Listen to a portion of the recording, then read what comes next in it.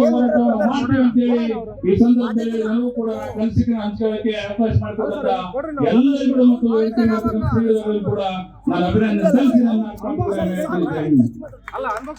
ನಮ್ಮ ಹೋರಾಟಕ್ಕೆ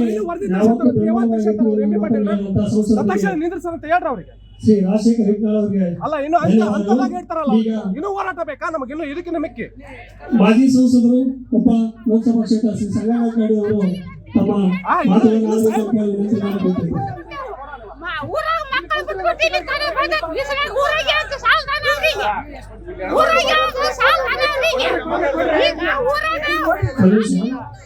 ಅವ್ರಿಗೆ ನೋವು ಗೊತ್ತಿದ್ದಲ್ಲಿ ಬಂದಿದ್ದಾರೆ, ದಯಮಾಡಿ ಮಾತಾಡಕ್ಕೆ ಅವಕಾಶ ಮಾಡಿಕೊಡಿ.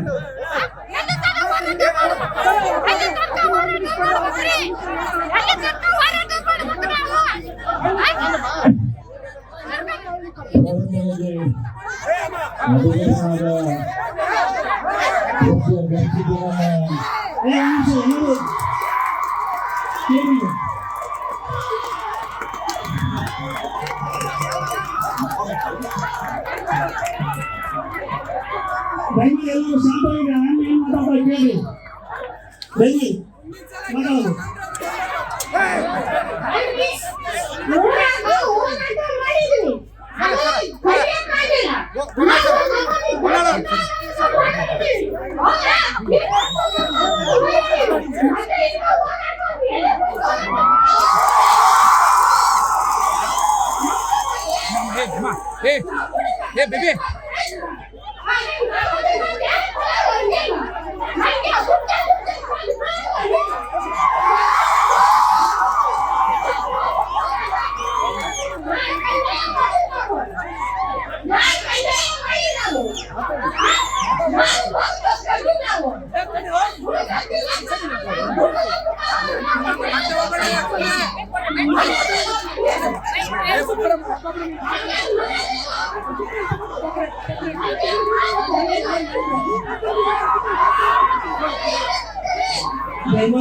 ಬೇಬಿ ದಯಮಾಡಿ ಎಲ್ಲರೂ ಕೂಡ ಶಾಂತಿಯನ್ನು ಎಲ್ಲರ ಉದ್ದೇಶ ಸರ್ಕಾರಕ್ಕೆ ಎಚ್ಚರಿಕೆ ಮೂಡಿಸೋದಾಗಿದೆ.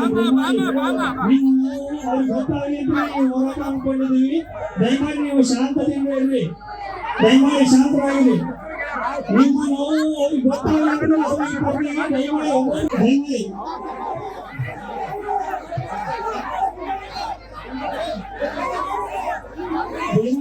ಎಲ್ಲ ಹೋರಾಟಗಳು ಶಾಂತ ರೀತಿಯನ್ನು ವರ್ತಿಸಬೇಕು.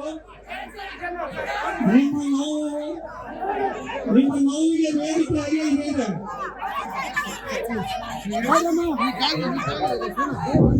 ಎಲ್ಲರಿಗೂ ನಮಸ್ಕಾರ. ನಾನು ಹಿರೇಪಟ್ನ ಗ್ರಾಮದಿಂದ ಬಂದಿದ್ದೇನೆ. ಏನು ಬೈಡೋಟ ಕಂಪನಿ ಏನಿದೆ ಅದು ಬಂದಾಗಬೇಕು. ಹಾಗೆ ಹಿರೇಪಟ್ನ ಗ್ರಾಮದಲ್ಲಿ ಇರ್ತಕ್ಕಂಥ 22 ಕಂಪನಿಗಳನ್ನು ಬಂದ್ ಮಾಡಬೇಕು. ಕಡೆ ಸಂಗಣ ಜವಾಬ್ದಾರಿ ನೀವು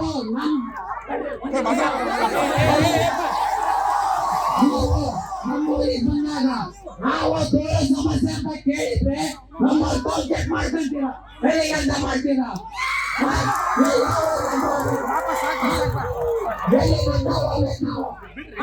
ಸುಮಾರು ರೈತರ ಕೇಳೋರು ಯಾರು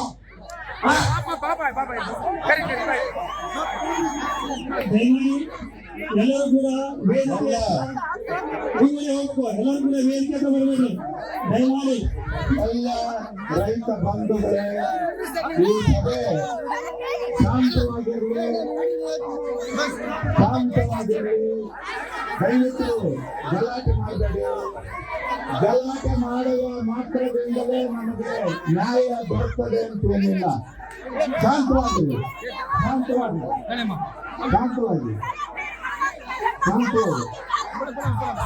ಅಲ್ಲ, ದಯವಿಟ್ಟು ಕುತ್ಕೊಳ್ರಿ. ನಮಗೆ ಹೋರಾಟದ ಮೂಲಕವಾಗಿ ನಾವು ಪಡ್ಕೋಬೇಕು.